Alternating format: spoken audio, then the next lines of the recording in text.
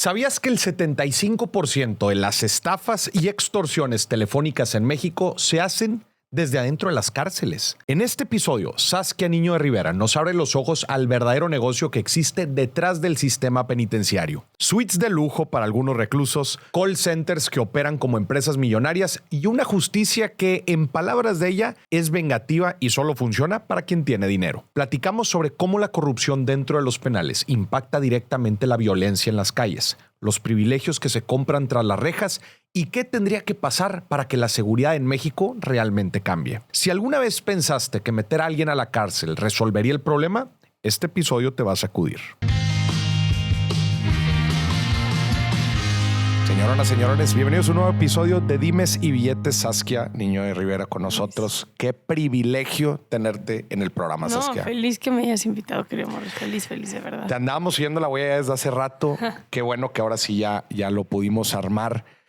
Es imposible no estremecerse, Saskia, con las historias que capturas en tu podcast de penitencia y obviamente sentirse muy orgulloso del trabajo que haces. Muchas gracias. Con Reinserta, con todos los programas que tienes en el sistema en general en México y el impacto que tienes en la sociedad. Me gustaría en este podcast, lo platicamos ahorita, obviamente tener tu lectura de esta problemática tan fuerte que vive en nuestro país por años y años y décadas. Y también entender, tú te metes mucho como a las causas raíz, a tratar de entender la raíz de todas estas problemáticas, tratar de entender la parte económica. Sí. Cómo juega el dinero, cuáles son estas cadenas que tienen atada muchísimas familias, a muchísimos sectores de la población y que pues desgraciadamente son causas económicas y tratar de darle una perspectiva diferente a esta problemática que seguro tú bien conoces. Primero que nada, gracias por estar aquí en el programa. Gracias a ti por invitarme. Feliz de la vida de estar aquí contigo y gracias. Muchas gracias. Creo que va a ser, me gustaría empezar con una pregunta. Yo sé que probablemente es una pregunta difícil de concretar, pero dentro de toda tu lectura de todos estos años de experiencia que tienes, ¿cuál ha sido un gran aprendizaje que tú has tenido de toda esta problemática de violencia y de círculos de viciosos dentro del sistema de seguridad de nuestro país, sistema judicial y todas las variables que lo conjugan? Mira, son varios. Si me tuviera que ir a temas específicos, te puedo hablar como de momentos que he tenido, estos famosos momentos que les dicen aha moments, ¿no? El poder de la empatía a través del entendimiento de la violencia de mujeres, madres en prisión. Te podría hablar de cómo en esta lucha de causas y en este activismo conlleva sentirte como el salmón contracorriente todo el tiempo. Pero también muchas veces donde quieres tirar la toalla y que eso te puedo hablar de perseverancia y decir cuando más sientes que quieres tirar la toalla es cuando menos la tienes que sentir. Te puedo hablar de disrupción a través de campañas que hemos hecho, pero creo que voy a tratar de englobar como de manera como muy general el dónde estamos. Yo la primera vez, o de las primeras veces más bien que entré a una prisión, Morris, fue hace unos años ya. ¿Hace cuántos? Para tratar de entender. Casi 20 años. Casi 20 años. ¿Fue la primera vez que entraste? Sí, la primera vez que entré a una cárcel. Y me enamoré del sistema penitenciario. O sea, me enamoré. Pero las grandes reflexiones que yo tengo ante el sistema penitenciario era, yo entraba a las cárceles. Me acuerdo una vez que me confundieron por prostituta en una cárcel. ¡Asuma! Sí, y fue rarísimo porque yo iba a ver a un tipo que yo tengo un programa de inocencia en prisión y iba yo a ir a ver un tipo que habíamos leído su expediente, habíamos tenido entrevistas con sus familiares, ¿no? Ya habíamos como pasado cierto proceso del protocolo que tenemos para determinar inocencia en prisión y tocaba la entrevista con la persona que estaba privada de la libertad. Y entonces cuando entro al penal doy el nombre y me dicen, ¿lo ves a ver a él? Sí. Él está ahorita en el dormitorio tal. Ok, camino. Y otra como valla de seguridad. vengo a ver a esta persona. Me veían como que de arriba para abajo, así como, sí, como vienes a ver a esta persona. Y yo, sí, ¿y tú quién eres, no? Y yo, fue hace muchos años, y yo, no, pues vengo de una fundación, trabajamos con personas inocentes en prisión.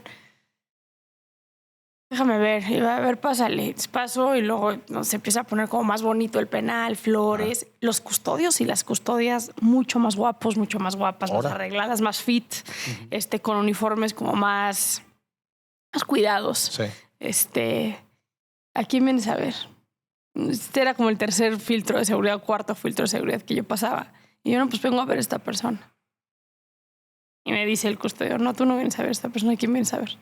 Ahora. Y le digo, no, o sea, vengo a ver a esta persona. No. A ver, no. Va a preguntar y me dice, bueno, a ver, pásate, te esperan allá atrás. Allá atrás, un restaurante. Un restaurante. Con bonito. Una barra. Ahora. Con, ¿qué quieres? Una cuba, un gin, lo que quieras.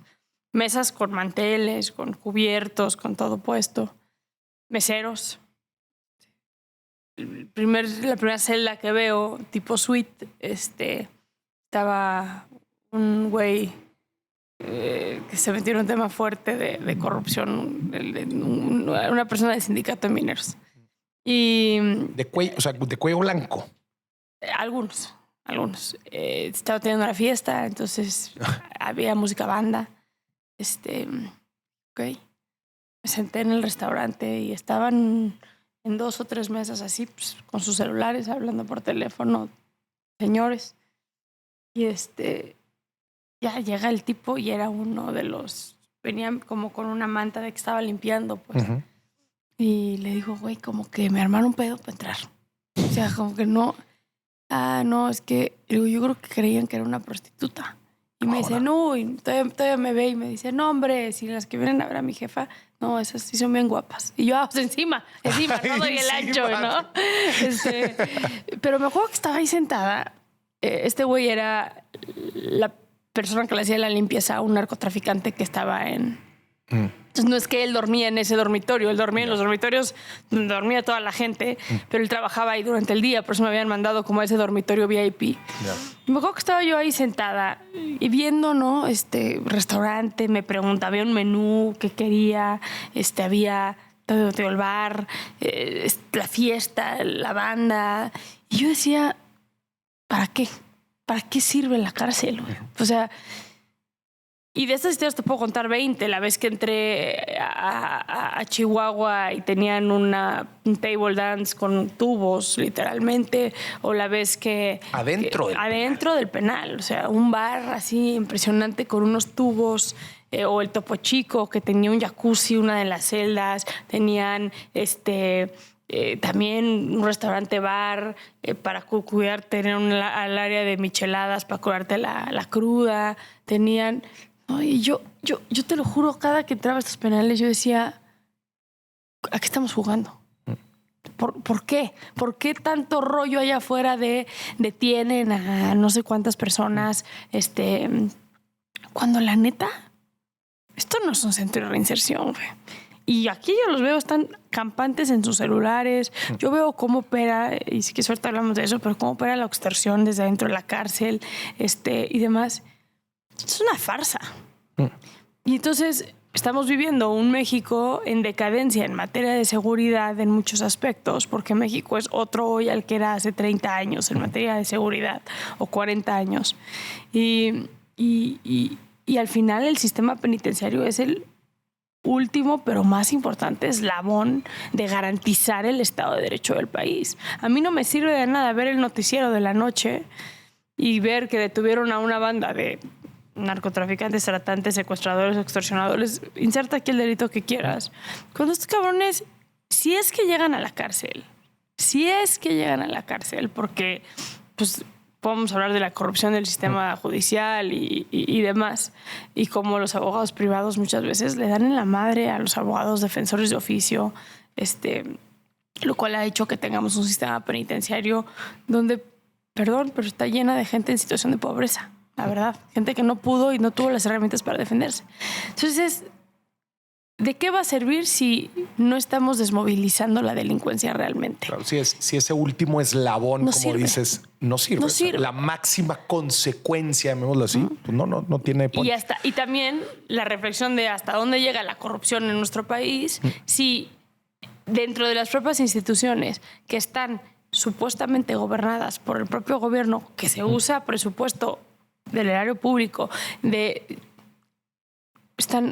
son universidades de crimen, güey. O sea, ¿de qué me hablas de que estás conteniendo la inseguridad allá afuera cuando aquí adentro, en 4 paredes, no lo puedes contener? Sí. El 75% de las extorsiones que recibimos por teléfono en el país vienen de adentro de la cárcel.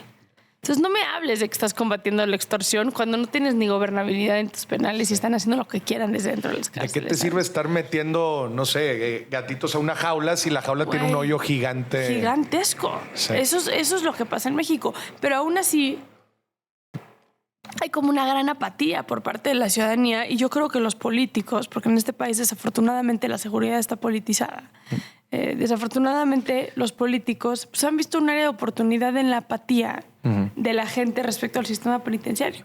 No nada más la apatía, pero el enojo. O sea, si un político mete reformar el sistema penitenciario como parte de sus propuestas de campaña, ese político no va a ganar. Porque la gente luego va a pensar, pues esos güeyes ¿qué? ¿Por qué quieres meterle a esos güeyes? ¿Por qué quieres darle su lugar? Que es interesante con el método Bukele lo que ha pasado últimamente, pero la gente no se atreve a tocar ese tema. Como que se le pone mucho más atención al hecho de meter gente a la cárcel. Y ahí se acaba la historia. Se acaba la historia. Entonces, como que, quiere reforzar. No, pero eso ya después. No, mételo al bote, es lo que importa. Yo me tome la foto. Sí, exacto. ¿No? Como que tomemos la foto de los personajes en contra de esa pared con donde miden, ¿no? La famosa pared criminalística, perdón. Con eso ya hicimos. Sí, pareciera que está hecho, que la labor está hecha. Justo. La justicia en México es para quien tiene billete. 100%. Y ni siquiera le podría llamar la justicia, ¿no? Porque entonces lo que estamos haciendo ahí es delimitar qué entiendes tú por justicia y qué es para ti justicia. Sí, claro. Porque entonces yo pago porque metan a alguien a la cárcel o yo pago para quedarme fuera de la cárcel, pero pues entonces se hizo justicia como para quién o para qué. Sí, ¿no? Exacto. Que eso es algo muy de México. El caso que ahorita está como muy de moda, el de Isabel Miranda de Wallace, y todo lo que ella hizo en el sistema de justicia penal, que el libro de Fabricación de Ricardo Rafael nos vino como a enseñar, ¿no? Con puntos así de manera muy puntual toda la manera en la cual ella manejó como quiso el sistema de justicia. ¿Nos puedes dar un breve resumen del caso? Sí, es un caso donde una mujer que después fue candidata a jefa de gobierno y activista, se supone que secuestran técnicamente a su hijo y lo desaparecen. Según esto lo descuartizan. No se sabe qué pasó realmente porque el cuerpo de Hugo Alberto Wallace nunca aparece. Mete a la cárcel a un grupo de personas, a los hermanos Castillos, a Juana Hilda, a Brenda, a Jacobo Table y a César Freire. Y ella arma un caso. Literal, ella en su cabeza arma un caso de esto es lo que le pasó a mi hijo. Entonces, ella detuvo con sus propios recursos y ella le decía a la policía, tú párate aquí, tú di esto, tú fírmame aquí esta declaración, tú obliga a este cabrón a hacer esta declaración. Como de película. Y lo que está saliendo ahorita, Isabel hizo toda una trayectoria con medias verdades, porque como siempre lo he dicho en todos lados, también ayudó a mucha gente de otros casos, pero en cuanto al caso de su hijo, hizo una trayectoria de mentiras respecto a justo el cuestionamiento que tú me haces, que es qué es la justicia y cómo puede una mujer decir, mira, yo ya sé cómo, cuándo, por qué, dónde, no importa, pero yo ya sé que estos son los 6 personas que secuestraron, mataron y descuartizaron a mi hijo. Y que la policía le ha dicho, perfecto, señor Isabel, vamos por ellos. Y usted nos dice y nos indica qué hacer. Eso de alguna manera sigue pasando en nuestro país hasta cierta medida, ¿no? Que es quien tiene dinero tiene las agujas para mover a su conveniencia el sistema de justicia. Y eso es mega relativo. Tenemos, por ejemplo, un caso de Inocencia en prisión ahorita. Dulce Belén es una policía federal que ni siquiera estaba en la Ciudad de México cuando se llevó a cabo el secuestro. Ella estaba en guardia en los Panamericanos en Guadalajara, comprobado que estaba en otro estado y la acusan de haber estado aquí en México de manera, por no sé, incluso en algún parte de su expediente dice que estuvo en 2 lugares al mismo tiempo. Órale. Así, ¿no? 2 estados al mismo tiempo. Es una cosa loquísima. Pero si tú te metes a su caso, puedes ver que ella... la manera en la que la torturaron, siempre estuvo la víctima presente. Y la víctima, por alguna razón, jura que ella fue quien estaba en el secuestro o lo que sea. Fue una especie de robo, secuestro ahí rarísimo. Sí.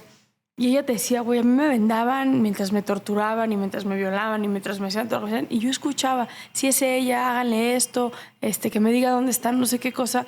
¿Cómo es que una víctima, pues, a quién le pagó para tener a los judiciales a su disposición, torturando a una persona? No, la justicia es tan relativa en este país.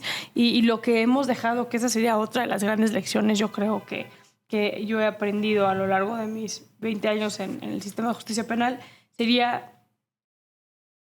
en México se apuesta por una justicia vengativa y no por y nos alejamos cada vez más del debido proceso y de apostar por el debido proceso. Okay. ¿Qué significa apostar por el debido proceso? Es, me pasó esto, confío en que las autoridades van a hacer el trabajo que tienen que hacer para garantizar que se esclarezcan los hechos y para que se haga justicia. Eso implica que ni el presunto agresor ni la víctima puedan influir directamente en ese proceso. Yeah. Porque entonces cuando tú violentas, ¿y qué quiere decir violentar el debido proceso? Tortúrala hasta que firme un papel en blanco. Sí. No, pues es que, güey, si yo te cuento las torturas que hacen, pues cualquiera firma un papel en blanco, ¿no? O siembra esta prueba. Entonces hay una serie de violaciones al debido proceso en todos los casos de nuestro país que hacen que la justicia sea justa para algunos desde el entendimiento de esa persona. Claro. Y al final de cuentas, para hacer esas modificaciones dentro del proceso, pues el que tenga más poder financiero, pues es el que va a poder modificarlo más. Político y mediático. Te diría, ¿no? Sí. Porque lo hemos visto en los casos últimamente. Pues el caso más famoso en ese sentido es el de Fofo Márquez. A ver, cualquier persona que tenga un dedo de frente en materia de derecho penal sabe que el delito que se le imputó a Fofo Márquez, y mira que no hay persona más deleznable que Fofo Márquez. O sea, de verdad lo creo. O sea, me trauma que tenía 7 millones de seguidores ese güey. O sea, qué mierda la gente que seguía a ese güey, con todo respeto, pero que está cabrón. Sí. No lo estoy defendiendo. Mucha gente luego dice, es que defiende al Fofo Márquez. No defiendo al Fofo Márquez, no. Lo que digo es, el delito que cometió Fofo Márquez no fue un intento de feminicidio. Si te ves al expediente, dice que si él hubiera seguido golpeando a la mujer, la hubiera matado. A ver, tú no puedes fabricar un delito a raíz de que hubiera pasado. Sí, de una suposición. O sea, es como si tú y yo ahorita nos empezamos a pelear y entonces yo me paro y me echo para atrás y tú te empiezas a... ¿no? Y tu equipo dice, a ver, ya párenle. Y luego al rato tú estás en la cárcel porque me pudiste haber aventado por la ventana. Sí, tuve la posibilidad de aventarte. No, espérate, güey. Lo que pasó fue que nos peleamos, no que me quisiste aventar por la ventana o que me quisiste matar. Dado que fue un caso mediático, vamos a meterle. ¿Por qué? Porque hay una coyuntura en México donde pues, no se puede permitir que se violente a una mujer de esa manera en todas las plataformas y en todas las redes y en todo. Entonces se tuvieron que ir con todo el peso de la ley. Sí. Se violentó el debido proceso, se violentó la implementación de un delito para generar como si fuera, yo lo veo como una especie de regaño social o de voy a aprovechar para aquí no se permite esto. Un ejemplo, ¿no? voy a poner un ejemplo ahí en la plaza pública, como antes, ¿verdad? Ahí está el ejemplo de la plaza pública. Y alguien se termina parando el cuello. Por supuesto, claro, muchas personas. ¿Quién se paró el cuello en el caso de Fofo Márquez? Mira, no sé si sea necesario entrar en detalles, Pero que debe haber sido el gobernador, el fiscal. sí, incluso yo creo que le vino bien a la propia presidenta. Ya. El irse con todo el peso de la ley en contra del Fofo Márquez. Sin duda también al gobernador en ese momento del Estado de México, con esta política de cero tolerancia a la violencia de género, lo cual me parece perfecto esa política, pero ¿a costo de qué? Porque entonces, y la gente, y vas a ver los comentarios de este podcast porque estamos hablando de este caso, la gente va a decir, claro, ¿por qué la defiende? Es que la gente no se da cuenta la vulnerabilidad que existe en que violentemos los debidos procesos de las personas. Y que el poder económico y mediático esté en algunos y no en todos. Claro. Porque eso desenlaza. Hay casos que nos pueden dar gratificación inmediata, como el de Fofo Márquez, ¿no? ¿A quién no le gustó ver a Fofo Márquez uniforme de cárcel, güey? Pues a todo mundo. O sea, lo que hizo fue una atrocidad. Pero eso, lo que no entendemos es que abre puertas a que pasen muchas otras cosas. Claro. A poco tiempo del Fofo Márquez tuvimos este caso de Mariana, que apuñaló a la novia de su exnovio. Sí. ¿no? Ese caso fue un intento de feminicidio. Tenía 14 puñaladas, estuvo en coma, tenía varias creo que 2 perforaciones a los pulmones. Entonces, ahí sí me puedes hablar de que intentaron matar. En el momento que yo te meto un cuchillo en el pulmón, estoy atentando contra el órgano, uno de los órganos más importantes güey, no te raspé, güey, ¿sabes? Y ahí, una vez más, es mujer, menor de edad.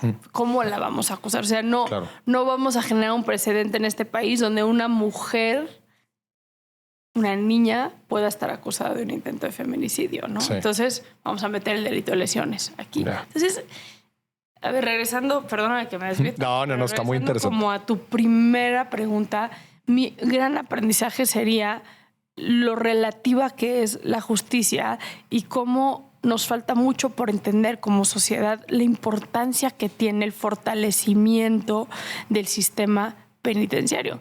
Y ahí están los números con Bukele, ¿eh? No te vayas muy lejos. Y México los ha tenido. En 2012, 2013 Chihuahua lo tuvo, Monterrey, Nuevo León lo tuvo hace... Lo único bueno creo que dejó el Bronco fue un sistema penitenciario decente, güey, o sea, de los mejores del país. O sea, de tener el Topo Chico se fueron a algo mucho mejor en ese momento. ¿Qué significa tener algo decente? Pues, güey, penales gobernados. O sea, penales por las autoridades. Por las autoridades. No por las de los grupos delictivos. Yeah. Hoy la mayoría de los penales en México están... Hay una terminología que le encanta usar a los penitenciaristas que yo nunca lo voy a entender por qué la usan, porque es como meterse un balazo, que es la cogobernabilidad. Es como, brother, no puedes aceptar que estás cogobernando con la delincuencia organizada. No pero puede ser. Pero tú no sabes cómo se usa esa terminología. No, es un penal cogobernado. Pues a ta madre, güey. O sea, sí mandan ellos, pero también mandamos nosotros, claro. ¿no?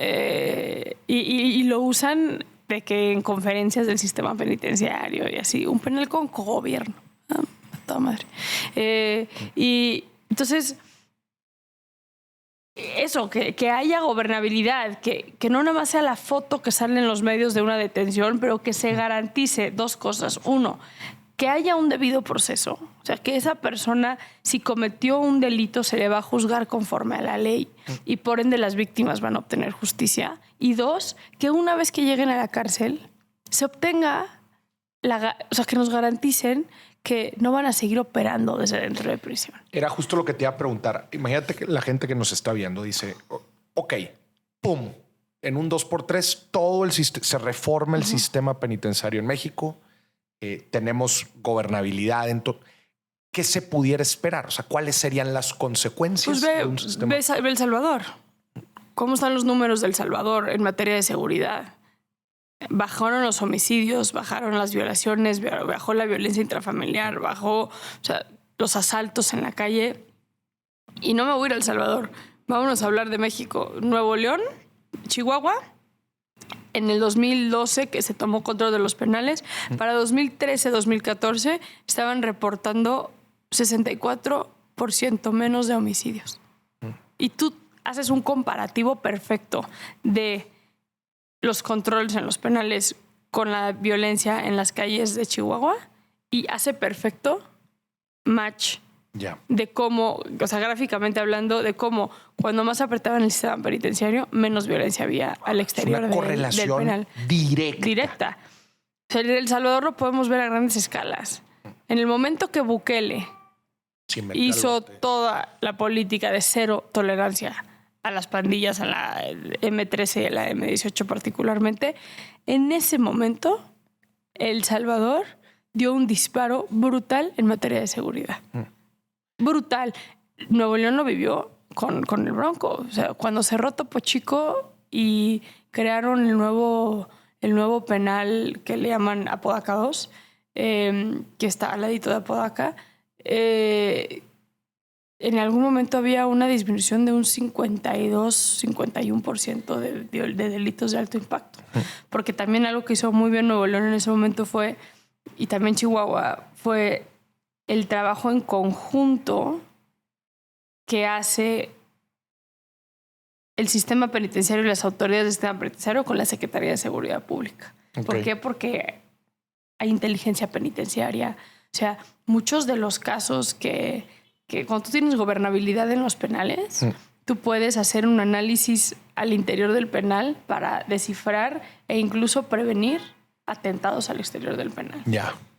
Sí, si no la tienes, pues es imposible. No, en México no existe. La inteligencia penitenciaria tienes 2 o 3 penitenciaristas que le saben al tema de la inteligencia penitenciaria. Es una perspectiva bien interesante porque mucha gente cuando habla, te estoy hablando pláticas así de entre amigos, muy fuera del conocimiento real, ¿no? De la experiencia real, pero la gente pues atribuye la seguridad al pues mejores policías. Sí, ¿no? Volviendo al tema. Mejores coches. Patrullas, cámaras. Más cámaras. Otra vez, pero estás hablando de la primera parte del proceso. Es que no es nada más la primera, es como el dulcecito. Sí. ¿No? ¿De qué me sirven más patrullas? ¿De qué me sirven más cámaras si al momento de ejecutar la justicia como tal no se ejecuta? Y Omar García Harfuch lo dijo hace poco. Se echó una frase en una mañanera que fue cachetada, guante blanco al sistema de justicia. Dijo, güey, de mi lado las cosas se están haciendo. ¿Qué quiere decir? Yo como secretario de Seguridad estoy haciendo las detenciones que tengo que hacer. Eso, a que se procesen, se vinculen a proceso, se les dicte el auto de formar prisión y se lleve un juicio como se debe de llevar y estén en un sistema penitenciario que funcione, eso ya es otro boleto. Ese ya es otro boleto.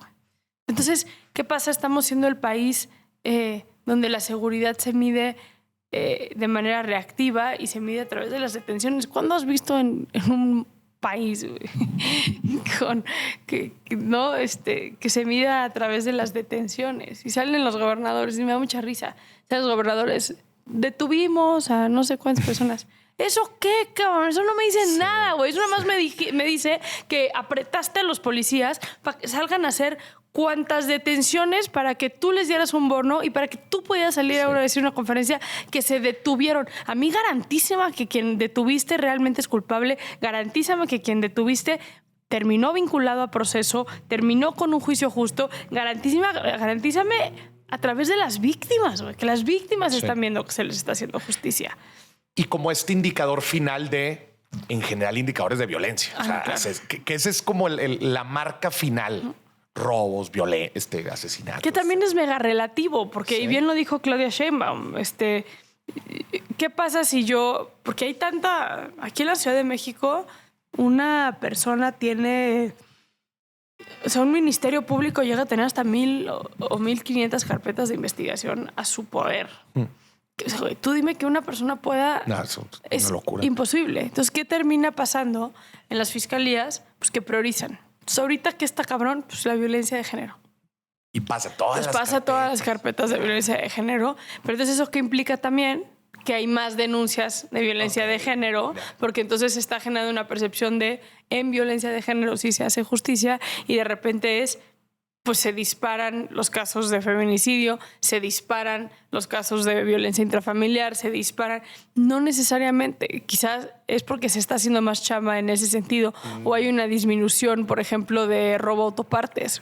Ya. No necesariamente quiere decir que hay una disminución de robo, nada más la gente no lo está denunciando, ¿no? Entonces, en el momento que la seguridad sigue siendo algo político en este país y que aparte se reforma cada 6 años, ¿no? Porque la bandera de seguridad, así como la económica, son las banderas más importantes para cualquier campaña, ¿no? Cualquier campaña, sí. Pues hay una reforma sistemática cada 6 años, entonces no hay como implementación de modelos de trabajo de mediano y de largo plazo. Entonces somos el país reactivo. Reacciono porque tengo que en los siguientes 3 meses, en los primeros 100 días, en los siguientes 2 años, mostrar cambios radicales para que mi carrera política pueda continuar. Yeah. Y eso es una locura. Mencionabas ahorita el tema de extorsión dentro de los penales. Sí. En nuestro canal y dentro de nuestra comunidad, yo tengo un programa en vivo en donde la gente marca a platicar pues su situación con dinero, financiera, etcétera. Y pues ya sé la de cajones, las famosas llamadas de extorsión, que pues hemos platicado muchas veces que muchas de esas llamadas vienen dentro de los penales. El 75%.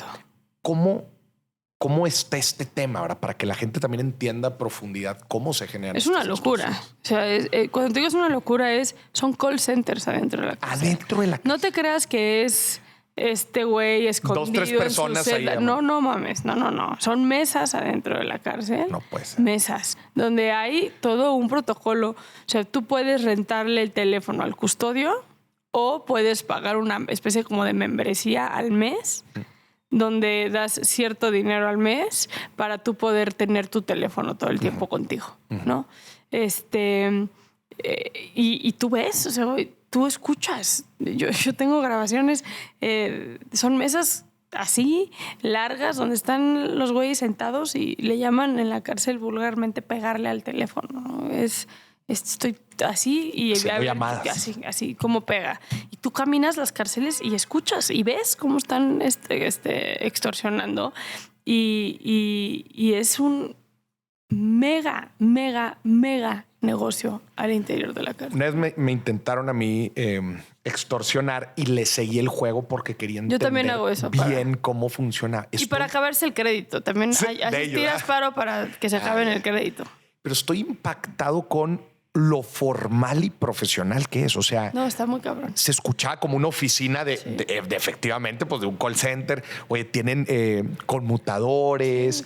Te pasan con musiquita de una cosa a otro lado. Su speech es perfecto. Y lo más fuerte de todo es que tienen información tuya. O sea, estas listas de tarjetas de... Pero es que ya hay 1000 maneras de tener información, ¿no? Pero bueno, que las tengan dentro de la cárcel, si dices, ¿qué onda? Sí, pero si tienen teléfono, también esa es otra realidad. Yo creo que la política criminal de este país está completamente obsoleta. Esa es la realidad. A ver. Pues, tenemos que replantear muchísimas cuestiones de cómo se atiende la criminalidad en este país. De entrada, dejamos atrás el cuestionamiento de la legalización de las drogas, ¿no? O sea, y seguimos peleando contra las drogas, contra el narcotráfico. Como tienes un nivel de consumo que te hace cuestionar si realmente seguir peleando, ¿no? Y generando toda esta violencia en contra de las drogas es la solución adecuada. Claro. O si estamos peleando acá y este pedo ya subió acá, ya sabes. Sí. El tema de las extorsiones es brutal porque la gente se asusta con toda razón, pero hoy por hoy es tan fácil obtener información. Te voy a dar como 2 o 3 ejemplos, ¿no? Que me pasa, porque a mí todo el tiempo la gente me habla, güey, me extorsionaron, ¿qué hago yo? O me quieren secuestrar, y yo, no, espérate. Quien te quiere secuestrar, te va a secuestrar, compañero. Y ¿no? Yo siempre uso este caso. Yo tuve un un cuate que lo secuestraron en la prepa y le hablaron los secuestradores a su papá y le dijeron, tenemos a tu hijo, y el güey les dijo, pensando que era una extorsión, les mentó la madre. Habló a la escuela y en la escuela le dijeron, en efecto, tu hijo no llegó. Y entonces los secuestradores le volvieron a hablar y dijeron, listo, ya colaboraste, que tu hijo no está en la escuela, ahora sí vamos a platicar tú y yo. Eso es un secuestro, ¿no? La gente es que me van a... No, espérate. O sea, las amenazas muy pocas veces pasan, digamos, a algo mucho más fuerte. Yeah. O cuando sí, la amenaza es una amenaza real desde un principio. O sea, me apersono en tu local de trabajo. Sí, y te vengo a decir que tienes que pagar un uso de suelo, güey. Y ya me viste, no vamos a jugar. Sí, no hay juego. No, nada de que es que el mensajito, que es que... Y entonces, por ejemplo, otro día me escribe una amiga y me dice, güey, me extorsionan a mi hermano, ¿saben quiénes somos? Le dije, amiga, abre tu Instagram. Todo el mundo sabe quién es. O sea, sí, ¿no? Sí. No está muy difícil saber que 2 o 3 personas de tu familia se llaman así y que te dedicas a tener una pizzería o una taquería. En 3 segundos, ¿dónde te mueves? ¿Dónde todo? Se acabó, listo. Sí. Otra manera es que lo hacen tienen comprados a las personas que entregan el correo físico. Ya. Y andan viendo todo. Uy, con que le tomen una foto a tu recibo de agua, ahí viene tu nombre, tu dirección, ¿no? Entonces, de repente, sabemos que vives en tal lugar, sabemos que te llamas así, ya te cagaste, güey. Solamente tienen la foto de un recibo de tu tele, ya sabes, o sea... Pero sí, vivimos como con esta paranoia, porque sí, la extorsión en este país es... Hoy por hoy yo creo que de los peores delitos que hay. Oye, y en ese tema de la extorsión, yo me aviento algunos números así de puro show. O sea, digo, a ver, si yo he platicado así casos en donde en 20 minutos le bajan a la gente 90,000 pesos. No, es un negociazo. ¿Cuánta lana hacen dentro del penal? No, es... A ver, digo, más o menos, ¿no? Pero las personas... Digo, no podemos... No está sistematizado, ¿no? No está protocolarizado en todos los penales. Cada penal es diferente. Pero yo lo que he visto es... Hay este formato que es renta de teléfono. Entonces yo rento el teléfono por 2 horas al día, por ejemplo, y eso me cuesta, no sé, 2,000 pesos. O yo rento, o yo le pago un custodio y tengo mi propio teléfono y eso me da la libertad de poder pegarle al teléfono el tiempo que yo quiera, cuánto tiempo quiera y demás. Y entonces le pago a un custodio, no sé, 25, 30 mil pesos al mes de renta. Más pues lo que logre yo cerrar en ese mes, ¿no? Entonces, pues, habría que hacer los números, pero imagínate que tienes a, no sé, imagínate, 400 personas extorsionando dentro de una cárcel, más toda la lana que le dan al custodio, y cuántas veces y lo que caen.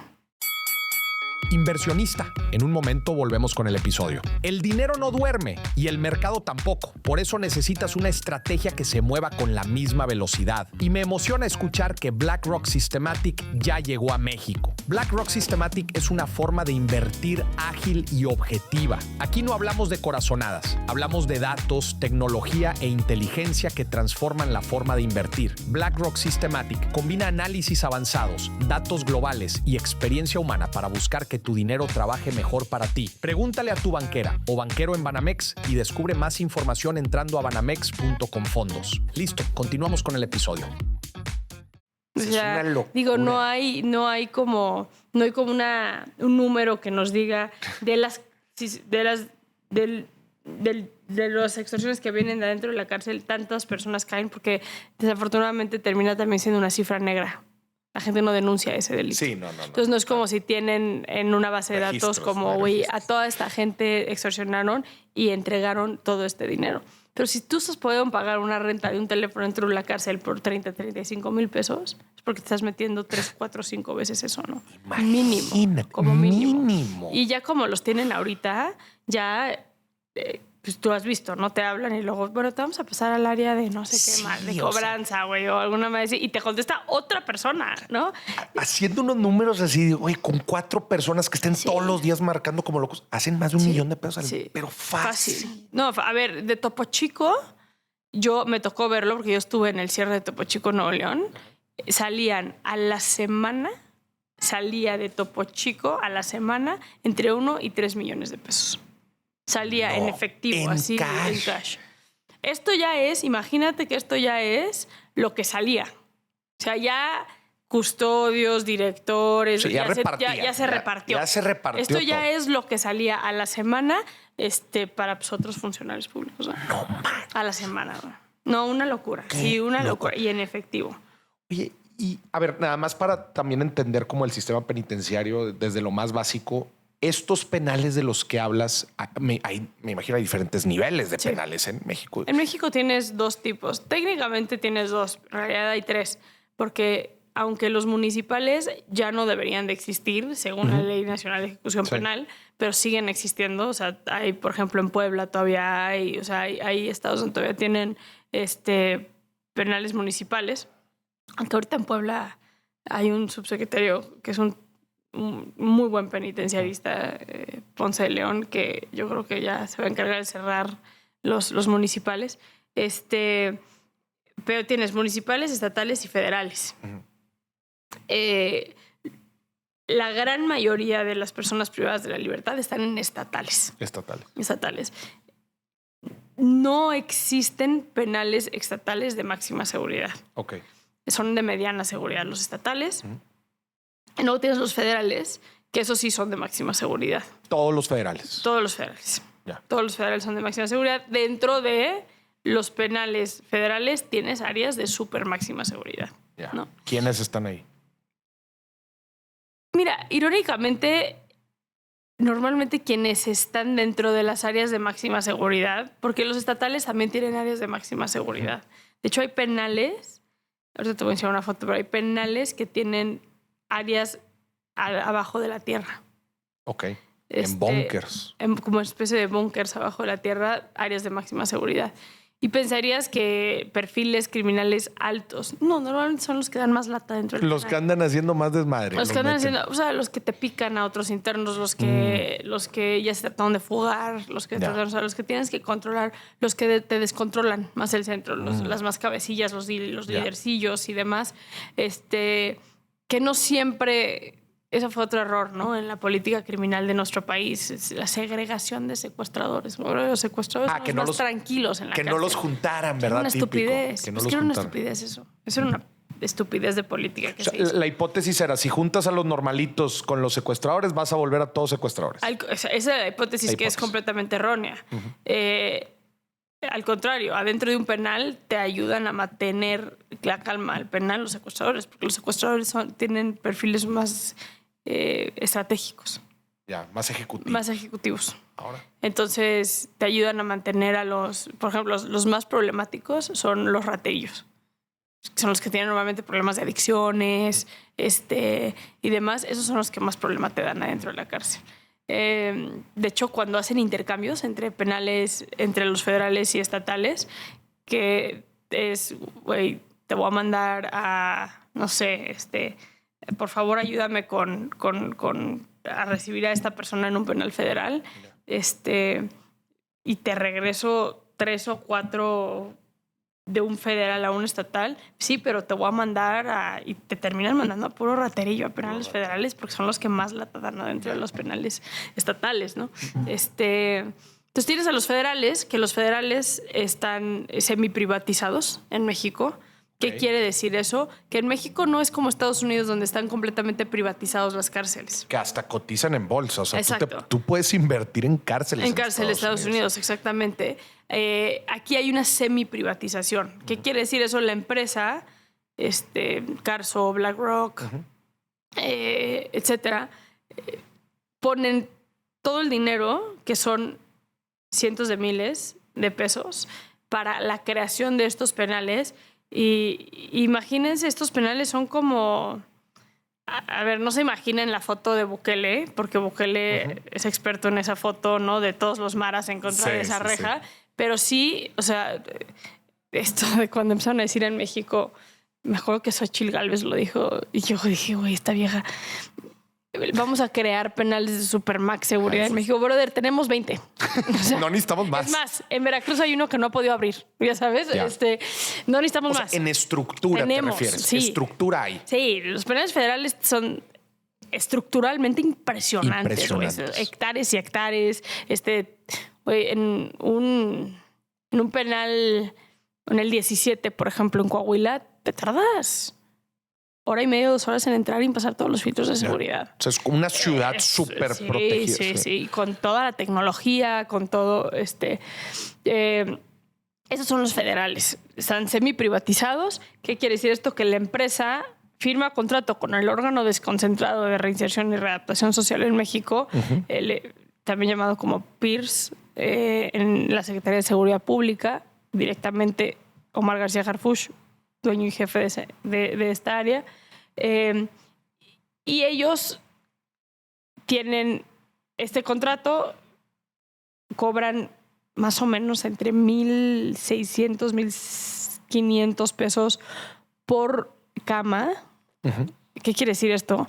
Por cama al día. ¿Qué quiere decir esto? Que si el penal tiene cupo de 2,500 personas y tú tienes 300, la empresa sigue cobrando 2,500 personas. Ah, órale. Sí, no cobran. Cobran por capacidad instalada. No cobran por la cantidad de personas. Por eso Andrés Manuel cerró varios de los penales que no estaban semi-privatizados para llenar los otros penales. Porque si no costaba demasiado. Tipo el penal federal, el 16, que es el de mujeres, que está en Morelos. Ese tiene capacidad para 2,000 y cachito y tienen, no sé, 700, 800 mujeres, ¿no?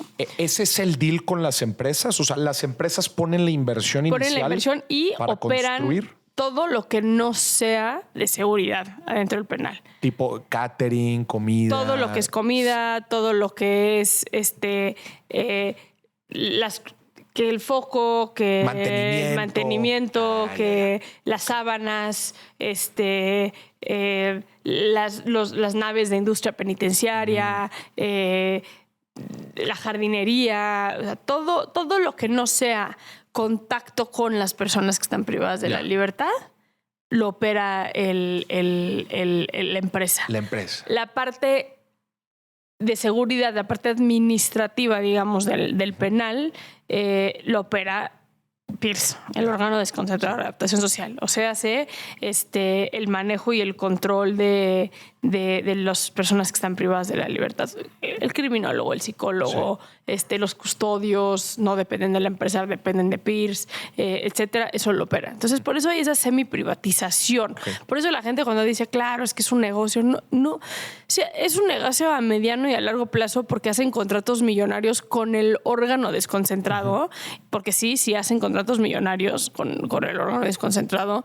Son unos contratos desproporcionados, pero no es como en Estados Unidos, donde más personas privadas de la libertad implica más negocio para las empresas. Acá otra vez, porque la cobranza es sobre la capacidad instalada. Sobre la capacidad instalada y no tienes un tema como de mano de obra dentro de la cárcel como lo tienes en Estados Unidos. En donde están trabajando. Todo el día. Sí, allá es como... Son fábricas de trabajo en Estados Unidos. No, aquí no. Aquí ganas también por el contrato de la comida, por el contrato de otras cosas. Esos son los penales federales, que están semi-privatizados y tienen, en materia de infraestructura, voy a meter aquí un paréntesis, ojo, sí se le invierte los mantenimientos que se les tiene que invertir, porque ¿te acuerdas la fuga del Chapo Guzmán en el altiplano? Sí. Pues el altiplano tiene unas placas abajo que detectan movimiento. Esas, por ejemplo, cuando el Chapo hizo su túnel, no estaban funcionando y llevaban no sé cuánto tiempo sin que se les diera mantenimiento. Entonces las puedes tener, pero si no le inviertes para mantener estos penales, pues, güey, se vuelven un problema. ¿Quién es el encargado de invertirles? El órgano desconcentrado de readaptación social. De contratar a la empresa que construyó para darle mantenimiento. Exactamente. ¿O no? Puede ser desde contratar a la empresa para darle mantenimiento o operar lo que a ellos les toca operar. El altiplano no estaba privatizado. El altiplano era del Estado. Entonces le tocaba al Estado. Pero acuérdate que todo lo que es de seguridad lo maneja el sistema penitenciario, no la empresa. Sí, no la entonces tú puedes privatizar las cámaras, pero quien te maneja las cámaras es el sistema penitenciario, ¿no? Entonces, estos son los penales federales. Y luego tienes los penales estatales. Los penales estatales son 100% gobernados. Bueno, sí, 100% dependen de la Secretaría de Seguridad Pública estatal de cada estado. Entonces, por ejemplo, en la Ciudad de México tenemos 11. El Estado de México tiene 22. En Nuevo León tienen 3 varoniles, que es Cadereyta, Podaca 1, Podaca 2, Mariano Escobedo, que es el de mujeres, y luego tienen constituyentes, que es el de menores de edad. Okay. Entonces tienen 4, por ejemplo, y así, ¿no? Todos los estados. Esos dependen de la Secretaría de Seguridad y no están privatizados esos. Y esto que platicas de los lugares, sí, con restaurantes, ¿esos son los estatales o también suceden los federales de máxima seguridad? La corrupción en los federales se da de una manera distinta, porque en los federales no tienes manejo de efectivo. Okay. Y eso te ayuda mucho a controlar. Pero tienes en los federales normalmente a gente muy poderosa con mucho dinero, no nada más cash, sino mucho poder. Sí. O sea, tienes un Z40, tienes un Chapo Guzmán, tienes como estos, bueno, tenías porque ya se los llevaron a Estados Unidos, pero tienes como estos perfiles que las negociaciones se dan desde un nivel mucho más alto. Es como, güey, ¿quieres que te mantenga mi gente tranquila en Coahuila? Sí, ya. Sí, es esto va a funcionar así, cabrón, ¿sabes? Y quiero estar en este penal. Se da mucho más así la corrupción adentro de los penales federales que, bueno, se da, porque ahorita ya se están llevando a muchos Estados Unidos, que en los estatales. En los estatales sí la corrupción es desde los 5 pesos que pagas por la lista. Suena tontísimo, güey, pero los custodios ganan desde la lista. La lista se hace 3 veces al día, en la mañana, en la tarde y en la noche. Y para que yo te pase lista me tienes que dar 5 pesos, 2 pesos, 3 pesos, 5 pesos. Y si no te paso, no te paso la lista. Y si no te paso la lista, pues te toca castigo. Sí. Porque quiere decir que no estabas en tu celda cuando era la hora de la lista, ¿no? Desde ahí hasta lo que quieras. Adentro de la cárcel es con dinero, pero lo que quieras. Yo he visto... los niveles de corrupción también pues, varían. Pueden variar. ¿no? Dependiendo del custodio, la custodia o el director del penal o los propios PPLs, pero es desde, güey, vengo en rosa fuchsia y es, híjole, ese color no está permitido. Pero es rosa. No, yo lo veo como azul. No, pero es que es rosa, güey. Sí. O sea, es rosa, chingame la pupila, ¿no? No hay manera de verlo azul. ¿Cómo hacemos? Pues el 20, el 50, el 100. Yo una vez hice un ejercicio. Más o menos se gasta una familia entre 500 y 900 hasta 1,000 pesos para poder visitar a su familiar adentro de la cárcel. El moche que tiene que pagar. Sí, o sea, y no es como un moche que dan así, es... Te digo, desde que te dejen entrar con los tenis que traes puestos hasta, oye, es el cumpleaños de mi hijo, no me desborotes el pastel porque pues, me lo vas a desborotar para ver que no traiga nada el pastel. Aquí hay 200 pesos. En el camino vas dando. No, la gente, tú vas a la cárcel y ves a la gente con sus bolsitas con su cambio. Traen de a 20, de a 100, de a 100 porque van repartiendo. Ya, es como una cosa estándar. Y saben a quién, ¿no? Y cómo pedir y saben cómo entrar y también saben, por ejemplo, a la chavita la aguacatera, que eso se usa mucho en la cárcel, ¿no? Que es las mujeres que se meten vía vaginal unas como aguacates así, les dicen los aguacates, pero son como unos paquetes así de droga. Y ahí los ahí también ya saben a quién revisar, a quién no revisar, porque pues eso ya viene pagado también. Digo, es infinito, ¿no? Entrevistamos hace poquito aquí a Bernardo Fernández, que él estuvo en la cárcel, estuvo detenido 3 meses en una cárcel en Puebla y platicaba que él pagaba cerca de 12,000 pesos al mes. Ese era su paquete que le incluía 12,000 pesos. Sí. Le incluía celular, le incluía protección, le incluía así espacio de refri para la comida. Para la comida. Esos 12,000. Yo creo que se fue bajo, ¿eh? Digo, habría que ver cómo estaban las cosas en ese momento en Puebla, pero yo he visto gente que paga hasta 200,000 pesos. ¿Por qué tan? La suite, el dormitorio adentro, sí. O sea, la suite, estoy hablando de suites. O sea, tiran 2 celdas y hacen una, güey. Tienes de que sala, comedor, cama, king size, güey. No, suites. Teléfono ilimitado, visitas. Conozco a gente que el Bester Gordillo, por ejemplo, en su momento, ella le metían diario de comer del Suntory o de otros restaurantes. Ella no comía, le llevaban diario.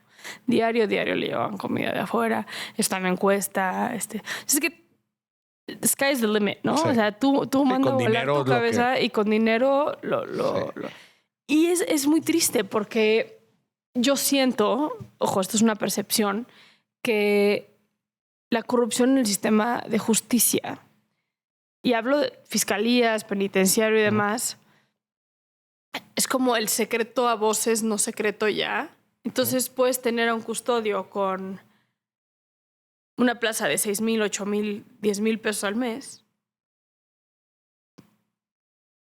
y no hay problema porque sabes que se van a meter otros 10, 12, 14 de la corrupción. Yeah. Entonces, de alguna manera, como que salen ahí... o yo he visto, por ejemplo, estados que es como, güey, tú tienes que comprar tu uniforme.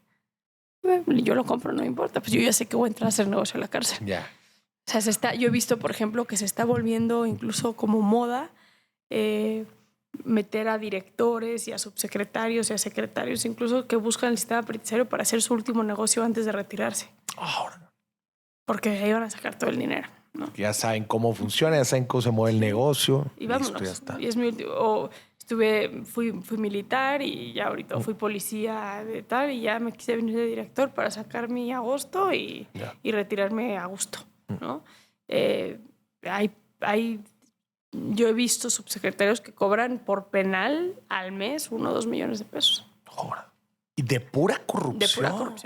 De pura corrupción. Incluyendo extorsiones, incluyendo la venta de droga dentro de la cárcel. Esa es otra cosa donde te digo también, ¿no? Como que la política criminal, realmente estamos apostando porque no hayan celulares adentro de la cárcel. Güey, los hay, lo existen. Sí. ¿Por qué seguimos pretendiendo que no los hay? O seguimos pretendiendo que no se maneja. Güey, tú no puedes tener los penales que tienes en México con un 300, 400% de sobrepoblación. Y no pretender que la gente no esté fumando marihuana todo el día, güey. Sí. Porque si no están fumando marihuana, viene que se te van a motinar. Sí. Y se van a volver locos porque están 30 cabrones en una celda de 4x4, güey. Entonces ya se están, o sea, ya son como secretos a voces, güey. O sea, sí hay marihuana, pero no hay cristal.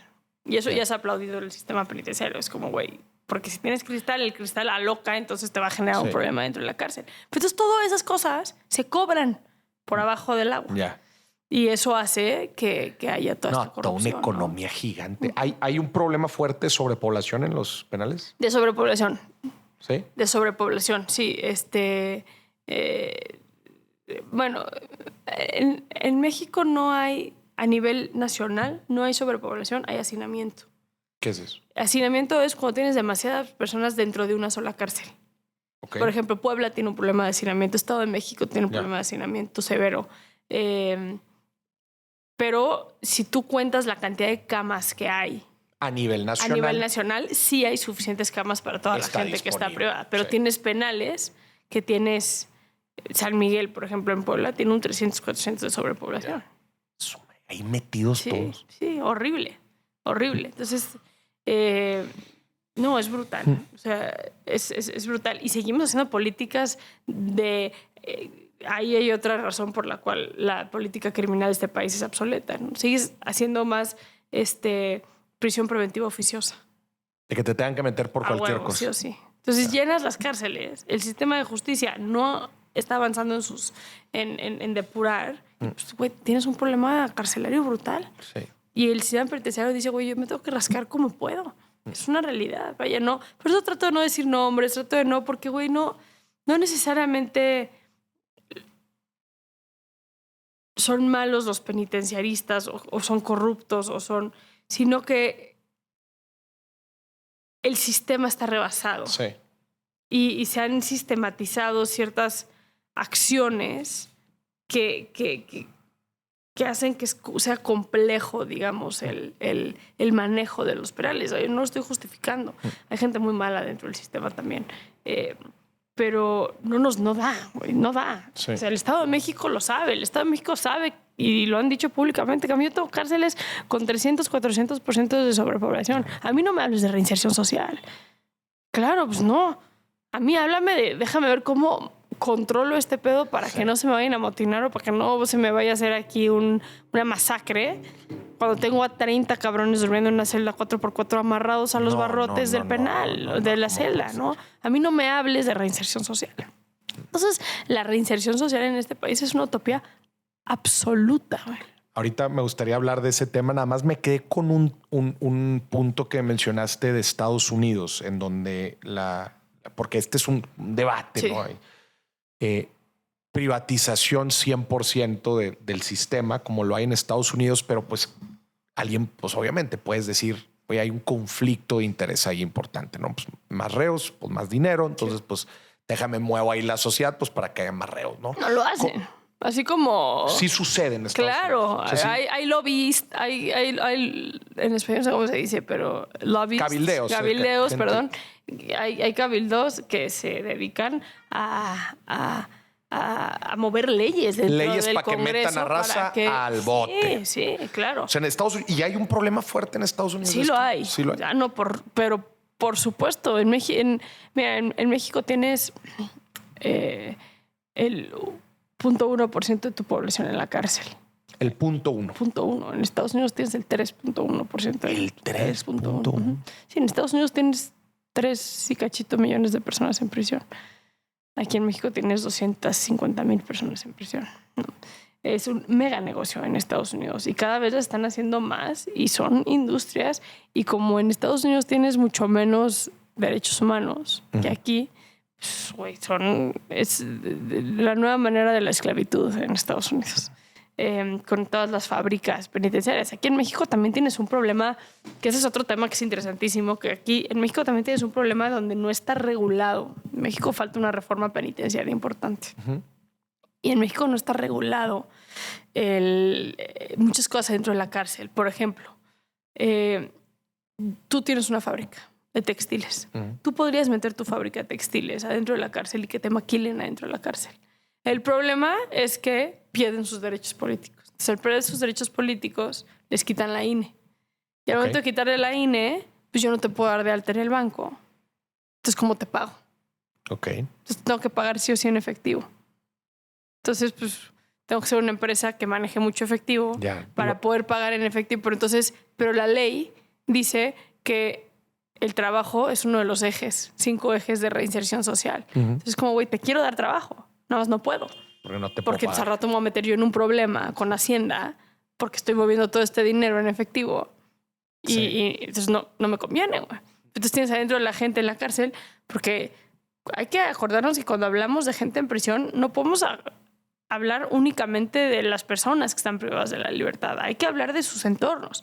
En México, por ejemplo, el 85% de las mujeres privadas de la libertad eran el sustento económico de sus casas. El 85%. ¿Eso qué quiere decir? Que en el momento que esa mujer... Dinero por secuestro, narcotráfico, si quieres, ¿eh? O sea, no voy a juzgar de dónde viene ese dinero. Pero había una niña que iba a la escuela, que comía, que a raíz de ese dinero... Pues, ¿qué pasa con esas familias? También. Entonces, si yo no estoy llevando trabajo adentro de las cárceles, entonces, ¿cómo puedo promover que las personas en prisión sigan. Mucha gente va a la cárcel cuando vienen conmigo voluntarias y demás y me dicen, güey, ¿qué me van a pedir? Y yo, te van a pedir trabajo. O sea, lo que piden adentro de la cárcel es trabajo. No es otra cosa. Porque la gente quiere poder mandar dinero a sus familias. Y no hay ninguna cárcel en México que sí tenga negocios. Sí, hay varias, pero te digo, no pueden pasar de las que pueden pasar en efectivo. No. O hay otras que, por ejemplo, la Ciudad de México lo ha hecho, ¿no? Implementaron este modelo como de capacitación. Ajá. Entonces le pagas por medio del sistema penitenciario como capacitación y tú lo justificas como empresa como capacitación. Y eso se vuelve muy complicado porque uno, pues no puedes gastar tanto dinero en capacitación, ¿no? Justificándolo ante Hacienda como capacitación. Y dos, entra el tema de la corrupción. Y sí nos ha pasado mucho, que es, güey, yo llevo trabajando 18 años. Se supone que el sistema penitenciario le usó una parte para la reparación del daño, usó otra parte para darle a mi familia y la parte que me tocaba a mí. Y nada. Y, güey, no está ese dinero. Y, güey, se fue hace 18 años, no. Había otra administración, había otro, ¿no? Sí. Entonces, eso se vuelve también como súper complicado. Entonces, le pones 1000 trabas a las personas privadas de la libertad dentro de la cárcel que te terminan diciendo, ¿sabes quién lo hace muy bien? La Cana. La Cana es esta empresa que hace muñecos tejidos adentro de prisión. Okay. Ellos, por ejemplo, tienen un modelo increíble donde le pagan a los familiares. Entonces, el dinero muchas veces le llega directo a la abuela que cuida de los niños. Entonces, por lo menos la mujer trabaja dentro de prisión y sabe que su hija está recibiendo un dinero para útiles escolares, para que coma, para su vivienda, para todo eso, ¿no? Entonces, digo, hay muchísimo que hacer en materia de industria penitenciaria en este país todavía. ¿Sabes qué país lo hace muy bien? Noruega, Dinamarca y todos esos. Los nórdicos. Los nórdicos. ¿Por qué? Sí. Tienen un sistema que está muy basado en la salud mental.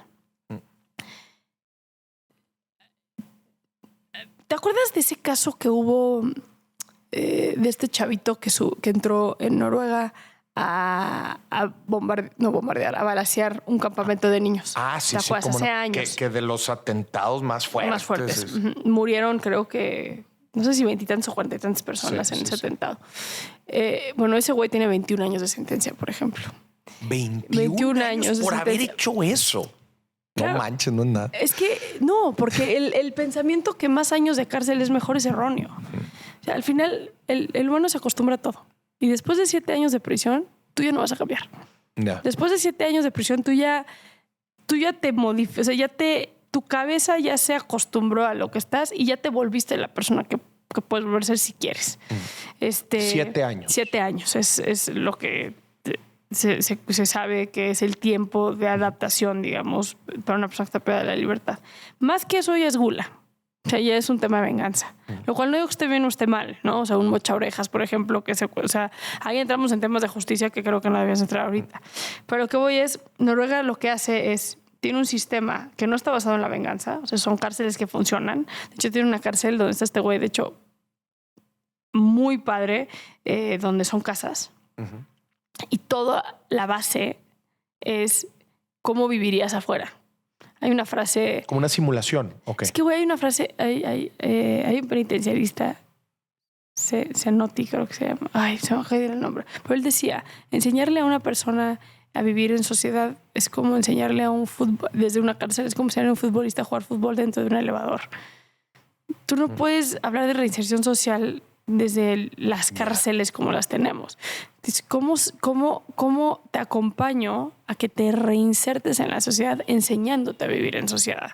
Y eso no lo voy a hacer desde la celda, lo voy a hacer desde un modelo que se parezca a lo que es vivir en sociedad. Una simulación de la vida. Donde tú tengas, es un poco como los 12 pasos, ¿no? Donde tú tengas esta conducta implementada en tu vida donde sepas que te despiertas, te bañas, vas, trabajas dignamente, regresas, haces alguna actividad. Noruega lo tiene como muy bien bajado en ese aspecto. Y algo que tienen los países nórdicos que hacen, que me parece bien interesante, es que las sentencias son un poco como en Estados Unidos, que en Estados Unidos escuchas mucho como 15 to life with the possibility of parole. Eso lo escuchas mucho en Estados Unidos. Ajá. Eso quiere decir que después de 15 años tú puedes determinar, o sea, decir, hey, véanme, ya cambié, ya no pienso igual, y entonces te pueden dar chance de salir. O te puedes quedar, y esos mismos grupo técnico puede decir, no has cambiado, te quedas aquí. Entonces, de 15 a life, ¿qué quiere decir? Que ese grupo técnico puede determinar cada año que no sales. En Noruega lo hacen igual. Con este güey, que ya pasaron más de 21 años desde que pasó este atentado, Ya le pasaron dijeron, más de 21 años. No, ¿cómo puede ser? Sí, güey. Tenía yo como... Sí, mira. Fue hace 21 años. Hace No más. te creo. Sí. Esto, en este... Yo siento que fue ayer. Vamos a preguntarle a ChatGPT. No, hombre, te la rifaste. Tampoco estoy tan viejo. No, vas a ver. No. Ve. ¿Cuándo fue el atentado de Noruega del campamento de niños? A ver. Ni de faula han pasado 21 Sí, años. yo digo que sí, va a pasar. A ver. Te está preguntando a chat. GPT, obvio. Soy nueva integrante de ChatGPT. Nueva integrante. Y o sea, le digo a mi esposa que yo tengo un romance. 2011.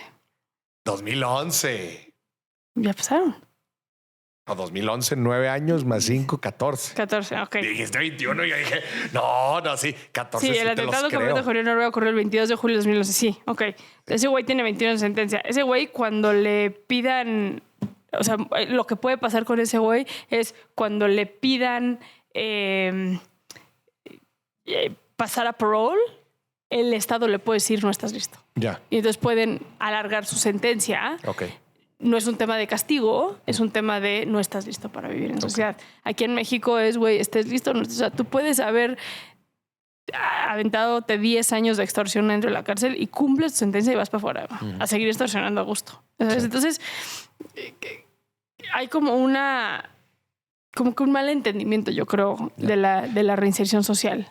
Entonces, yo por eso creo que los países nórdicos son los países que mejor tienen implementado esto. Pero está bien interesante, o sea, como que otra vez simulan el hecho de ya estar afuera y ahí van. México lo trató de hacer. ¿Sí? El presidente Andrés Manuel lo destruyó, pero no Andrés Manuel, desde Felipe Calderón, la verdad.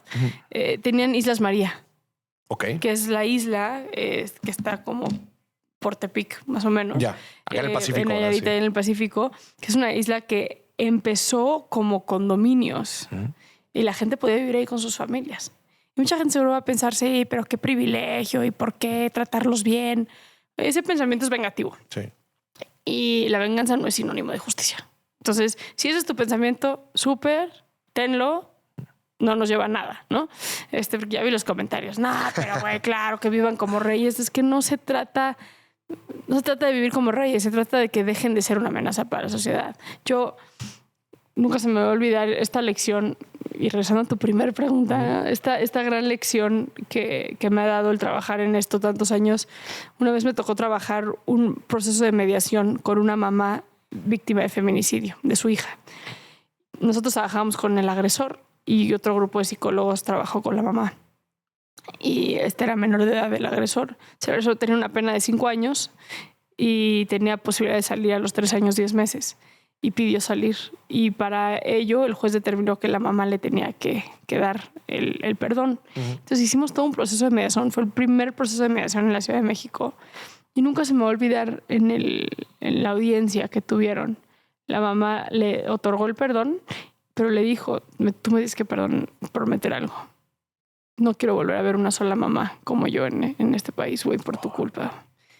Y me pareció poderosísimo, porque esa es la base de la justicia también restaurativa, que es, sí, hay delitos que no se pueden reparar en este país. Un feminicidio, una violación, un homicidio no se pueden reparar en este país. No se puede, güey. El daño está hecho y no tenemos, la ciencia no ha avanzado a tal que podemos revivir a la gente muerta, ¿no? Porque entonces, si sí se podría hacer eso, hablemos de otro sistema de justicia, claro, ¿no? Pero hoy que no se puede, hay que partir un poco de qué sigue. Y lo que sigue es que ya no se sigue haciendo daño a la sociedad. Sí. No nada más el reparar. Sí hay que reparar, pero no en base de la venganza que no nos lleve a nada a un futuro, ¿no? Y eso me pareció muy poderoso de esa mamá que dijo, mi hija ya está muerta, ¿no? Pero no quiero ver a otra mamá pasar por lo que yo pasé, porque tú sales de aquí sin reformarte. Oye, sabes que en el tema de Reinserta, platicamos un poco de los negocios y cómo se sostiene la gente dentro de los penales y obviamente qué falta, ¿verdad? Para que se siga desarrollando más. Pero, ¿cuál es el futuro profesional y económico de la gente que sale de los penales? Okay. A ver, aquí quiero hacer una aclaración. Mucha gente cree que Reinserta trabaja con personas privadas de la libertad. Reinserta no trabaja con personas privadas. Reinserta es una organización sin fines de lucro que trabaja con niñas, niños y adolescentes en contacto con la violencia extrema del país. Tenemos uno que muchos son hijos de gente que está dentro. Son hijos de personas que están en prisión, claro. Y adolescentes también, sí, que están en prisión. Con eso sí trabajamos. Yeah. Perdón que lo aclare, pero como yo soy una apasionada del sistema penitenciario y de pronto voy a estos espacios y hablo de la gente cree que Reinserta es igual a la cárcel. Sí, nada más entender. Y no tiene nada que ver una cosa con la otra. Entonces, regresando a tu pregunta, ¿me la puedes repetir? Era de sí, ¿cuál es la expectativa? De expectativa y camino financiero y económico de la gente que sale. Es muy complicado. Porque luego dicen, no, pues es que va a salir y pues, ¿qué va a hacer, verdad? No, o sea, ¿dónde lo van a contratar? Y no lo contratan. Ese es el tema. Sí. Yo te lo juro, nunca vi, o sea, pocas veces, no puedo decir nunca, porque sí tengo 2 o 3 casos en la cabeza de gente que me dice, yo voy a salir a hacer lo mismo. La gente normalmente después de haber estado aislados de su familia, viviendo el infierno de prisión, habiendo crecido también, porque la madurez genera cierto cambio. Después de todo esto, sí hay como una reflexión de no, por lo menos los primeros días o meses después de salir de la cárcel. Y la gente la pasa muy mal buscando trabajo, muy mal. De hecho, muchas de las personas que están en prisión, cuando tienen oportunidad de salir antes, el Estado les pide una carta laboral. O sea, de alguien que les va a dar trabajo. Una oferta ya. Una oferta, güey. Órale. Y si no, no sales. En preliberación. No, hombre. La gente la pasa muy, muy mal. Y en su gran mayoría, porque también es gente que trabaja pues, del comercio no regulado, ¿no? Sí, en informalidad. En las informalidad y todo eso, y pues no va a haber una carta. La gente la pasa muy, muy mal trabajando. Normalmente quienes lo logran es porque tienen una familia y lazos sólidos muy fuertes. Quienes tienen un negocio propio en la familia o quienes se dedican al comercio informal. Esa es la realidad. Ellos son los que sí la arman. Ellos son los que sí la arman. Pues sí, es más fácil. Sí, mucho más fácil. Y más porque el Estado te la pone también difícil. O sea, si luego hay empresas que dicen, no, yo sí le doy trabajo a personas que estuvo en la cárcel, luego se vuelve muy complicado porque salieron en preliberación, tienen que ir a firmar, tienen que, ¿no? Entonces no vino a trabajar porque estaba firmando, pero me dieron trabajo de trailero, entonces tengo que poder salir del Estado y no estaba el día que tengo que firmar, entonces ya me volvieron a detener. O sea, como que no compaginan al 100% las leyes con la actividad de estas personas. Eso nos lleva a la siguiente cuestionamiento natural, que es, pues entonces, ¿cuál es la tasa de reincidencia delictiva? ¿No? Sí. Y hay números que hablan de un 60, 70, 80% de reincidencia delictiva. El problema es que en México se denuncia el 4% de los delitos. Entonces es muy difícil hablar de reincidencia delictiva porque el que no hayas regresado a la cárcel no quiere decir que no estás delinquiendo. No, quiere decir que no te han agarrado todavía. Sí. Entonces, de todos los delitos complicado que se generan en México, el 4% se reportan. Sí, el 4%. Entre el 6 y el 4%. Hijo. Todos los demás no. Eso quiere decir que si yo me dedico a robar, prácticamente 1 de 100 casos me van a... Y eso quiere decir que delinquir es redituable en este país. Claro. Por la corrupción y por la ineptitud del sistema de justicia penal. ¿No? Sí, pues la gente es un fuerte incentivo a que la gente lo siga haciendo. 100%. 100%. Sí, es muy duro. Hay mucho que hacer. Y a ver, mi pregunta es, pues todo este sistema actual, el sistema penitenciario, los procesos, como toda la planeación y con estos números laborales, ¿verdad? Tan tristes. ¿Qué espera la autoridad o qué caminos genera? No sé. No, te digo que regresamos a un poco lo que hablábamos al principio, que es cuando hay tanto rechazo de la ciudadanía por hablar de reinserción social verdadera, son temas que no se tocan. Entonces, no es una preocupación para las autoridades. Hay estados completos que ni siquiera tienen un instituto de reinserción. O sea, me soltaron de la cárcel y es... Hazte garras. Hazte garras. Hazte garras, que te vaya bien. Como lo vayas viendo y ahí como te vayas encontrando. Hay otros que sí, y yo conozco organizaciones de sociedad civil que tienen más presupuesto que los institutos de reinserción. O sea, es brutal. A la gente no le importa, porque no hay esa mentalidad de... Entonces también... A mí luego la gente me habla y me dice, güey, yo le doy chamba a la gente de reinserción, mándame gente. No te voy a mandar gente. ¿Por qué? Porque también la realidad es que acaban de salir de ese penal con 400% de población. Se dedicaron a extorsionar, se dedicaron a sobrevivir y yo no te puedo garantizar que haya un proceso de reinserción. Con las cárceles que hoy tenemos en México no existe la reinserción social. Y también me imagino que es fuerte pues, meter las manos al fuego. Muy, muy. Y eso no quiere decir que le estoy diciendo a la gente que no hay gente que vale la pena que se le dé una oportunidad. Ahí entraríamos a otra conversación que tiene que ver con la maldad. Hay muchas personas que cometen delitos en momentos circunstanciales. Una mujer, por ejemplo, que mató a su esposo. No es una mujer asesina. No es una mujer que va a ir por el mundo a ver a quién mata. Es una mujer que en ciertas condiciones tomó cierta acción. Una persona que atropelló a alguien o una persona... Un chavito, se ve mucho, eso lo veo muchísimo. Chavitos, güey, de 18, 19, 20 años que se dedicaban al narcomenudeo en su colonia. Ya tienen 35 años, güey, ya su cabeza está en otro lado, ¿me explico? Sí. No son personas malas. Nada más que sí creo que hay falta de inclusión dentro de las empresas de entender el pasado. Sí, somos un país que sigue pidiendo cartas de antecedentes no penales, ¿no? Entonces... Es un tema complejo y es un tema no lineal. La complejidad viene como por muchas aristas, claro. ¿No? Tenemos que empezar a atender. ¿Por qué entraste a este mundo? ¿Sabes quién? Ay, por pasión. Me vuelve loco este tema a mí. ¿Por qué?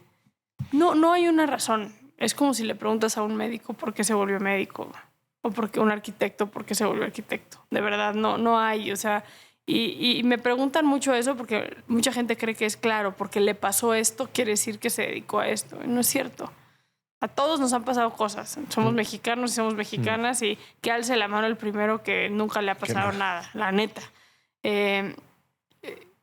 Yo tuve la fortuna de encontrar lo que me apasiona. ¿Pero cómo lo encontraste?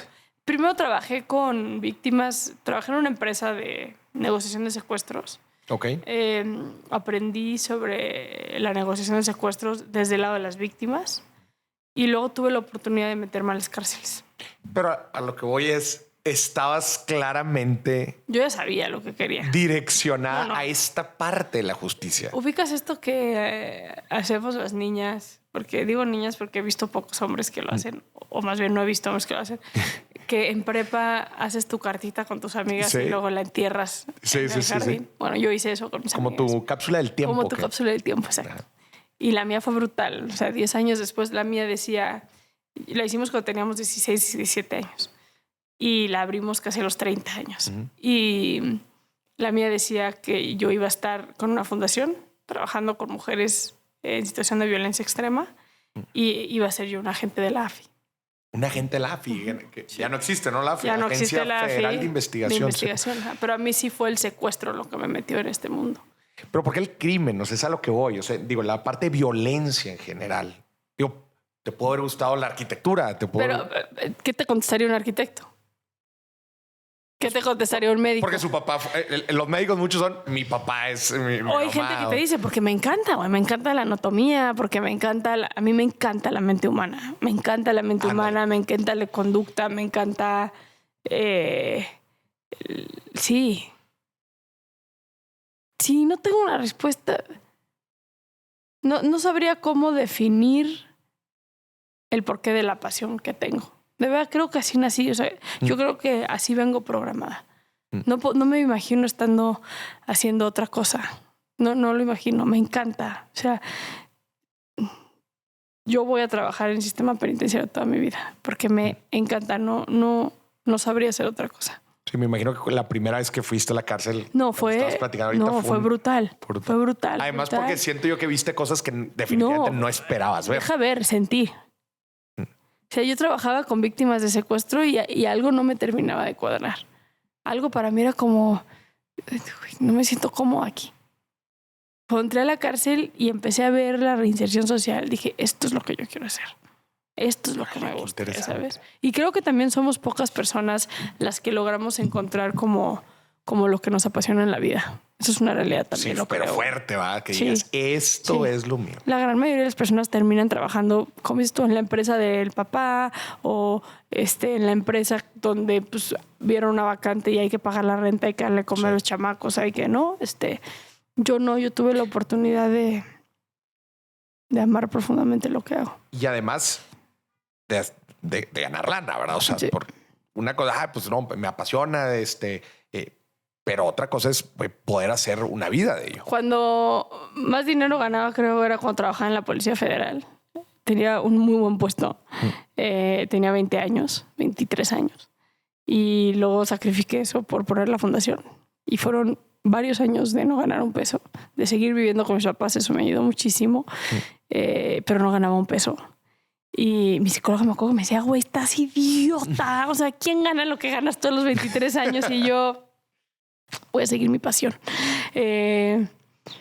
Y luego poco a poco pues hemos ido construyendo. Vivo bien, soy muy afortunada. Vivo en una casa donde hay 2 ingresos. También eso ayuda muchísimo. Y he encontrado la manera también de obtener algo de dinero haciendo trabajo digno, y eso me honra mucho, sin duda. ¿Qué le dirías a la gente que justo quizás está en ese proceso de encontrar lo que le apasiona? Que le chinguen, no está fácil, y que lo logren. Yo creo que no hay nada más bonita. Para mí dejó de existir la celebración de los viernes y lamentar los domingos. Yeah. Y eso fue padrísimo, güey, porque yo me acuerdo cuando iba en la escuela era como, ay no, mañana es lunes, escuela, qué chinga vivir ya sabes. Güey, qué chinga vivir así. Toda la vida, sí, imagínate. Hoy es lunes y, güey, tengo cosas increíbles que van a suceder esta semana, ya sabes. Entonces, vale la pena la búsqueda. Sí que la vale. De todo lo que haces hoy, ¿qué es lo que más te gusta hacer?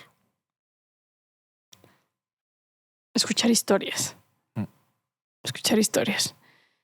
Me encanta mi fundación, me encanta Reinserta. Reinserta es una fundación establecida, sistematizada, es una fundación que en sus 14 años le hemos, Mercedes, mi socio y yo, puesto un formato bien padre.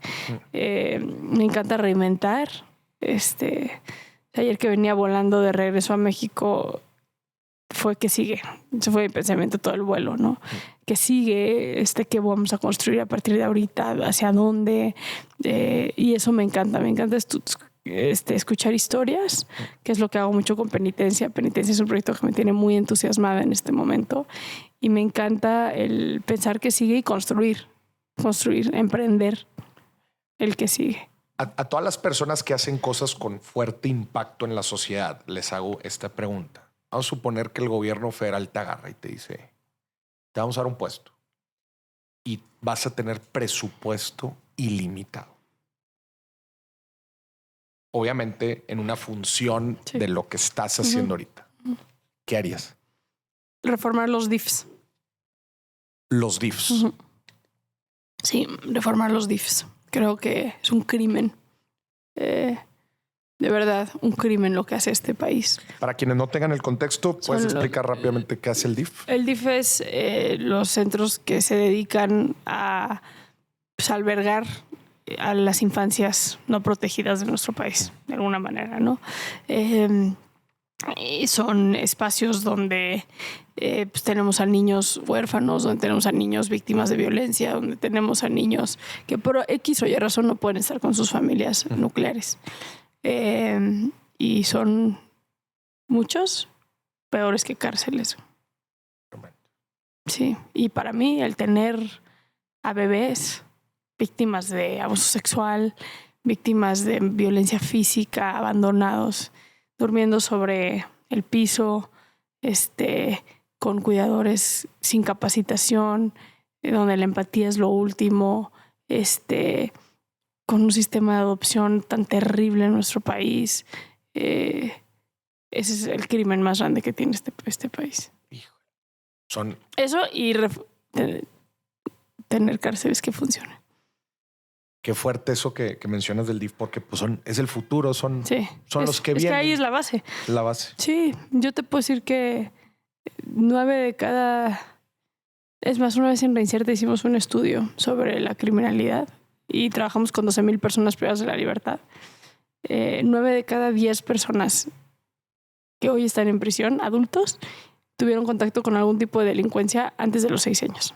Antes de los 6 años. 9 cada día. O sea, no quiere decir que ellos delinquieron, ¿no? Pero tienen recuerdos de violencia en casa, consumo, secuestro, narcotráfico en sus colonias, antes de los 6 años. Antes de los 6, que es esta etapa crucial de desarrollo. En el desarrollo de las niñas y de los niños. Tal cual. Si tienes un impacto fuerte relacionado con violencia y criminalidad.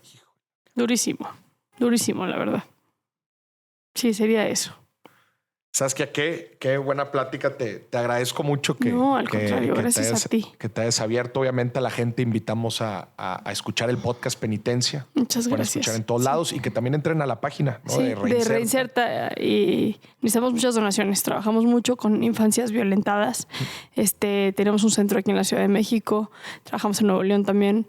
En el Estado de México, de niños, niñas y adolescentes víctimas de algún tipo de violencia, homicidio, diría feminicidio, o sea, les mataron a sus mamás enfrente, es abuso sexual, niños cuyos papás están en prisión, secuestro, trata. Entonces necesitamos mucha ayuda. Oye, ese tema se me hace, nada más me gustaría tocarlo también, los economics de las fundaciones. Es durísimo.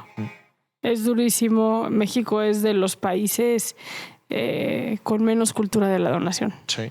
Con menos cultura de la donación. ¿Quién dona? ¿Empresas? ¿Empresas? Sí, empresas. Y en desastres naturales o en situaciones coyunturales, la persona clase media, poca, muy poca, pero de que van al banco y te depositan de que 15 pesos, 50 pesos, 20 pesos. En desastres naturales. Y principalmente en desastres naturales. Yeah. Sí. Y las empresas, La Costeña, Coppel, estas empresas grandotas son empresas importantes en materia de donación. Oye, y estos eventos de fundraising, me ha tocado estar en un par, estas famosas cenas donde pues invitan a ciertos perfiles de personas y les va... Ese es un rollo porque yo no lo hago en la fundación porque te gastas más armando el evento ¿Neta? Que lo que realmente vas recaudando. Sí, porque al final pues tienes a personas que cobran un sueldo. O sea, tú no puedes nada más decir... Nos metimos 2 millones de pesos en este evento. Uh-huh. ¿Cuánto te tardaste en hacer ese evento? ¿A cuánta gente tenías en tu nómina? ¿No? Que se dedicaron únicamente a armar este evento. Yeah. Entonces, digo, a menos de que,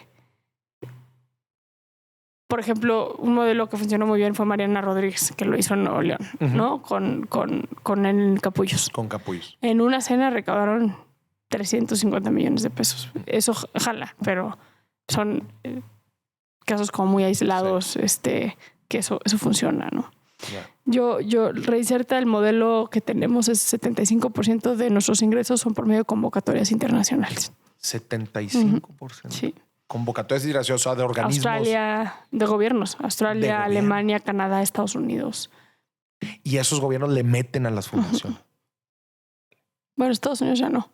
Pero era a través de USAID. De USAID. Sí. Sí, nosotros nos quitaron un contrato de $4 millones para trabajar todo el tema de los niños reclutados por el narcotráfico en México.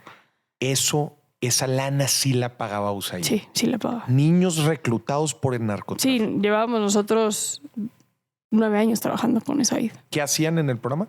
Reinserción social. Eran chavos que ya los habían agarrado. Sí, trabajamos todavía con centros de atención, comunidades de internamiento para adolescentes en conflicto con la ley. Son cárceles para menores. De niños vinculados con la delincuencia organizada. Ya. Sí. Vale. Bueno, creo que también es algo que hay que desarrollar. Hay mucho. Hay que hablar de los economics de las fundaciones en otro capítulo. Sí, porque luego no lo aventamos porque es todo un... Sí, feliz de la vida. Un tema. Qué chingón. Porque sí nos contacta también mucha gente que está en estos famosos roadshows, sí. En donde arman eventos en diferentes ciudades y es todo un tema, ¿vale? Logístico, y también encontrar a los perfiles. Y sabes que también está interesante, ahí luego lo anotamos. Está interesante cómo ejecutas un evento de estos. Tienes sentados a las personalidades. Hay estrategias para que no te pongan 1000, sino que te pongan muchas más. 100,000. Sí. Y es todo un tema psicológico, también de anclaje. Y de generar confianza también en la gente. O sea, que la gente confíe en ti y que vea el trabajo. No, claro. O sea, desde luego que está toda esa parte, pero a lo que voy yo es si hay trucos. Sí. Y esto, una vez estuve platicando con una persona que se aventó todo uno de estos procesos, que trucos o sea, la persona va y se sienta y ya en su cabeza tiene un rango de lo que puede donar. Sí. Y se va a donar 1 o 10. Estoy por ahí. Y hay formas de que en la mesa que uno es el que diga yo pongo 10, entonces tú te vas a ver menos y pones 1. O sea, sin duda. Toda la psicología es todo un rollo. Fundraising es todo un rollo. Luego nos aventamos ahí un tiro porque feliz de la vida. Creo que está súper padre. Pero sabes que muchísimas gracias. No, al contrario. Gracias. Felicidades por toda tu trayectoria, felicidades por todo lo que haces y mucho éxito. No, gracias por invitarme. De verdad, felicidades por tu proyecto y me encanta estar aquí. Gracias. Gente, esto fue otro episodio de Mis Billetes. Hasta la próxima. Bye, bye.